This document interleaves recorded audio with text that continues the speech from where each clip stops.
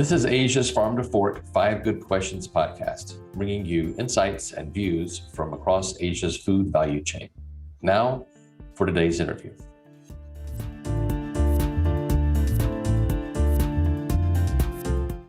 Hi again, everybody. I'm Duke Hip, host of Asia's Farm to Fork 5 Good Questions podcast, and we're very delighted to have a great guest today on a very special day as well. Today is the UN's International Day of Women and Girls in Science, and we're delighted to have with us today Dr. Rhodora Romero-Aldemita, or Dr. Ola, to those who know her well, the Executive Director at ISAAA, at Southeast Asia Center. Now, ISAAA, of course, for our friends who are tuning in, is the International Service for the Acquisition of Agrobiotech Applications, which is a long title, and they have a lot that they're working on, so it's an appropriate name, ISAAA, of course, for short. Dr. Ola, how are you this morning? I'm okay. I woke up very excited to do this podcast. Yeah. Excellent. Well, excellent. Thank you for joining us today. It is a special day, so we're happy to have you to share your story with us and talk a little about your perspective on things that are happening around the region. And first off, our first question out of the gate, I'd like to talk, as I mentioned, again, a special day, UN's International Day of Women and Girls in Science, and it's a day to recognize really the critical role women and girls play in science and technology. And having you with us today really is so helpful to help illustrate really the sentiment as far as what that represents with respect to your personal and professional journey. And I hope you don't mind. I did a little bit of homework and looking on online and found a really interesting quote of yours from a few years ago. I hope it's okay if I share it. You said at that time, I did not expect to be a scientist. You said, my inherent love for my family and my desire to improve our living conditions motivated me to study and work hard to become what I am today, which I thought was really insightful. So do you mind sharing a little bit more about your journey and the path that led you to become not only a scientist at ISAAA, but really such an accomplished one? Yeah, I'm very honored to say what happened to us the days when we grew up. Actually, we are a middle-class family. My father and mother are both working people. My father was a sales supervisor, and my mother was a public school teacher. We're a family of 5, and I'm the second child. But my father died early, so it was a big shock and a big turnaround on our lifestyle. So raising 5 kids with my mother alone was very difficult. I was only 11 years old, and if you know, Dr. Gabi Romero is my brother, and he was only 7 years old that time, so it was very difficult. So when I was entering the university, I was thinking of how can I help my family. So my mother is a science teacher, as I said, and the genetic potential is already there. Yeah. It's just that I need the right environment to nurture it. My desire then was to be a doctor, a medical doctor, but because of financial constraints, I'm not able to do that. But it opened more doors because I experienced that science is a much more exciting and challenging area than medical field. So that's when I got into it. And then through hard work and persistence, I was able to complete my education via scholarships and fellowships. We didn't have money, so we need to really persevere and study hard and get free tuition and allowance in order to finish. And that's what drove me to what I am today. I want to help my family. I had younger siblings who need help in their studies. So I finished my bachelor's and my master's and my PhD with flying colors through scholarships and fellowships. And I was still able to get to my postdoctoral through a fellowship also by Albert Ludwig's University with Peter Bayer in the Golden Rice project. So I was there in 2003 to 2005, so that I was involved in the Golden Rice development and all that. So those accomplishments were because of my persistence to help my family. And I didn't know that science would be my career. Yeah. Well, it's quite a story. And as you're sharing that, I couldn't help but think so many people played such a big role along the way on your journey. And you'd mentioned your mother and being a teacher. And that stuck with me. And that kind of leads me to my second question.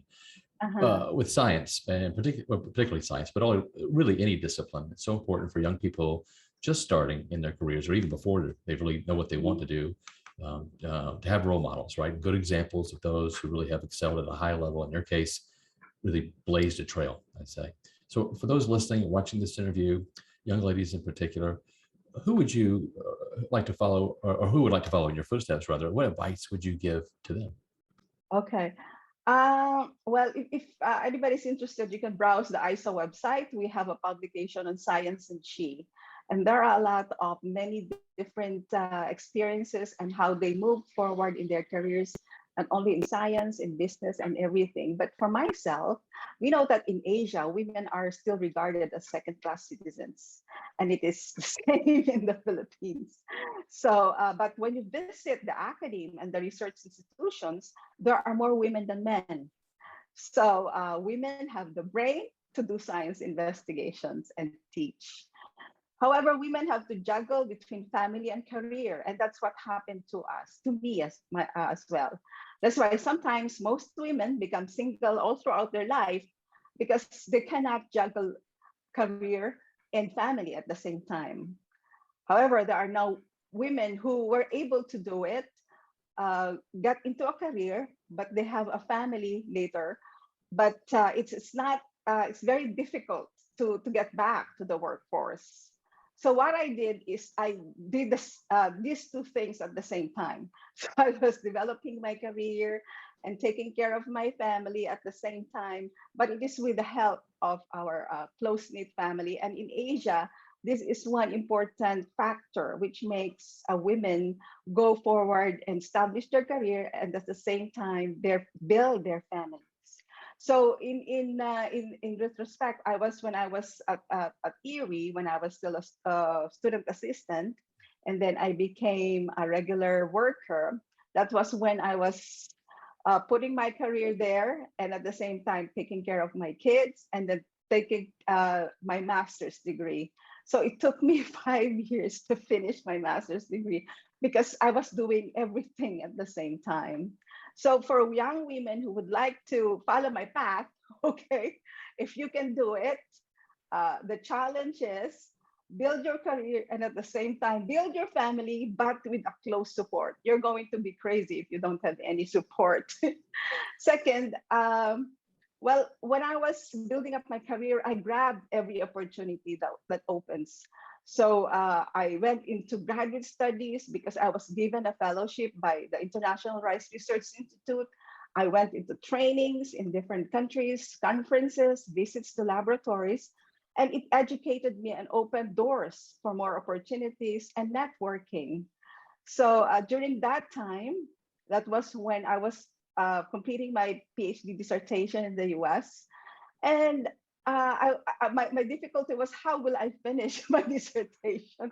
So when I went to a conference in Amsterdam, I met somebody who really helped me through and we collaborated. And that was why my dissertation became a Bible for genetic engineering in rice back then. And then the third one that I would like to share is that I used to be a quiet, shy, and very, I had a very, I felt so inferior, but it did not do me any good. So my advice is for young women, build your confidence. Don't be shy. Approach your science idols, talk to them, show them what you got, and that will lead to collaborations and partnerships. Yeah, when you get into trouble, like what I have sometimes, and in embarrassing situations, women can use their charm. It works. Yeah, thank you. Well, that is great advice. I'm tired just listening to everything you went through. I know it, and it's not sadly the dissimilar, I guess, to working mom stories of professionals and the journey. And well, just amazing. It really is. I think you're a terrific role model and great advice. Well, that brings me to another question I wanted to ask you. You mentioned, of course, where you hang your hat now at ISAAA. There's a lot of work that's happening there, and a lot of important work that's happening there. And one of the big pieces I know ISAAA produces every year is this annual report detailing the progress with adoption of biotech crops for commercialization worldwide. And I know we spoke with Dr. Maha, your colleague, last year about this a bit. and discuss the fact that it seems to me maybe no agricultural tool or technology has been so misunderstood, or really the sorts of more debate between fact and fiction than plant biotechnology, or as it's known, GMOs. And but certainly there's been some progress with global adoption, but maybe there's some evidence that things aren't growing as fast as they should be, or maybe stalling a bit. So I'm wondering, if, in your opinion, is there one particular culprit with that that's limiting progress globally? And if so, what can food value chain stakeholders do collectively to help nudge things along? Yeah, actually, this is a very good question. And I have been involved in biotechnology for more than 35 years. And I've seen how the technology works from tissue culture to genetic engineering with protoplasts, and then with gene gun and agrobacterium. And then we have crops commercialized during the first decade of commercialization, which is 1992 and 2003. To me, I think it's the political will that is very important. And it rules, and it is influenced by farmers and consumers. So during the first decade of GM crop commercialization, some countries started adoption even without any regulatory framework. And the technology flourished. Well, as soon as the critics learned of successful adoption, they immediately want to stop it for so many reasons, including religion, human rights, environmental hazards, social economy, and many others. That was the government. So we need to know that when government and policymakers started to craft the regulatory framework, that was the trigger. So this slowed down and even hindered advancements in research, even event approvals, and consequently hindered adoption as well. But there are countries who have excelled or who have excellent regulatory framework, but the political will is not there. So adoption is not there as well. But compared to countries with no existing regulatory frameworks, but GM crop adoption is great because the government has the political will and listens to the needs of the farmers and consumers. We have so many examples of this, like Brazil, Myanmar, Pakistan, and many others. So educating our policymakers, farmers, and consumers on the productivity and benefits of the products of modern biotechnology is therefore really essential. Our politicians should know what the benefits will bring to the country in terms of food sustainability. So that's what my thinking is. Thank Yeah, you. no, it's a great answer. Within that, and I think hard to argue political will. It's such a central, plays such a central role in that discussion around adoption. And you mentioned one of the influencers in the context of political will is farmers. And of course, it's Mhm. hard to think about any of this discussion without the farmers. And here in Asia, next question. By the way, this is the question I have for you around a challenge for farmers in particular. And here in Asia, of course, when you're talking about farmers, you're talking about mostly smallholder farmers. We're home to the most number of smallholder farmers, and we're home to the smallest size farms anywhere in the world. And so Mhm. many challenges go along with that. But one of the bigger ones that's growing is, of course, the growing prevalence of prolonged droughts and floods and erratic weather patterns, and just so much pressure that's mounting for these smallholder farmers. And just last year, CropLife Asia surveyed over 520 rice, corn, fruit, and vegetable farmers from the largest crop producing countries in Southeast Asia, Indonesia, Philippines, Thailand, and Vietnam. And over Mhm. 68% noted climate change as the key challenge they're facing right now. And that's not really surprising, I don't think, to anyone. So a big setup there. My question is, what needs to be done to ensure these smallholders are enabled to meet this growing challenge? Yeah, there's a lot to be done actually, because we know that the farmers are our food producers and we rely on them so much. And this has been the motivation for our researchers, research and development workers. And so we have improved crops, livestock, microbes that would meet the challenges of climate change and our increasing population as well. So these the research products are almost there or are there already.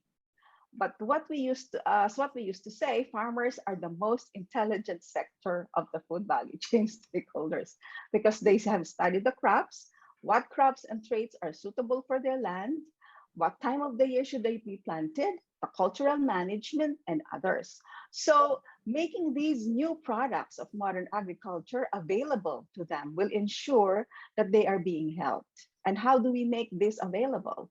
By enabling the capacities, the government capacities to help them through regulation and providing them the necessary technologies, the know-how on how these new improved crops and traits will be used. There should be harmonization and synchrony in product approvals so that trade is not disrupted. This is very essential, and we know a lot of experience in this because some farmers lose there's no profit because the exporting country is not the importing country is not importing anymore. So crops are already stalled in ships and they are not available to the farmer. So there should be a sort of farmers should know, and farmers would lobby or would request that the government provide them this help, that they should be provided the seeds so that there will be no problem in cultural management and in raising food for the country. So seeds and seed technology is there, and we will make it profitable for our farmers. It is available to them. Yeah. Yeah, that's, we've heard that these first 15 or 16 interviews about technology. And that's what it goes into, right? The technology that's available to farmers to mitigate those effects. Well, we're nearing the close of the interview, and the last question I have, if you was kind of a diversion or a departure from some of those topics we talked about, and ask you maybe if you could look at your crystal ball and look forward into this next 5 or 10 years. And as opposed to some of the challenges, maybe are there some good things that you see on the horizon that you think are on tap for this region in the next 5 or 10 years? Yes, actually, when I got involved in writing the brief when I started with ISAAA in 2007, and from then I was already hearing BT rice from China, and then succeeding years, we see a lot of studies on rice. We have nutrient efficient rice, salt tolerant rice, submergent rice, and still it's not in the market. So I'm hoping that with golden rice being approved for commercialization, and hopefully it will be at the farmers' hands by the end of the year, it could be the eye opener for our researchers to pursue it, to make it to seed increase it, apply for commercialization so that it will be there. The Asian region is the highest rice eating part of the world, and rice efficiency is still a problem. So if GM rice with different traits or modern products of modern biotechnology, be it GM or genome edited, it will be a dream come true if it will be available in 10 years. Actually, yes, I was a member of, the Golden Rice project when I was at Freiburg. And I met, we met with Ingo, and I was with Peter. And Ingo was saying, I hope that before I perish, I would see the golden rice in the farmers' hands. And we're happy that it's still going to be, it will come to fruition. It will be there, and Ingo will be happy. Oh, well, yeah. Well, it would be an amazing tool to put in farmers' hands. You're absolutely right. I don't disagree. We'll have you back on when that happens. We'll have you back on, and we'll do this again, and we'll talk about what it all means. Thank you so much for doing this. It's great to hear from you on such a special day, and Thank you. You're officially off the 5 Good Questions hot seat. We appreciate you doing this. We look forward to talking to you again. Thanks for tuning in. We hope you enjoyed today's podcast, and if you did, please rate, review, and subscribe. We look forward to bringing you another 5 Good Questions interview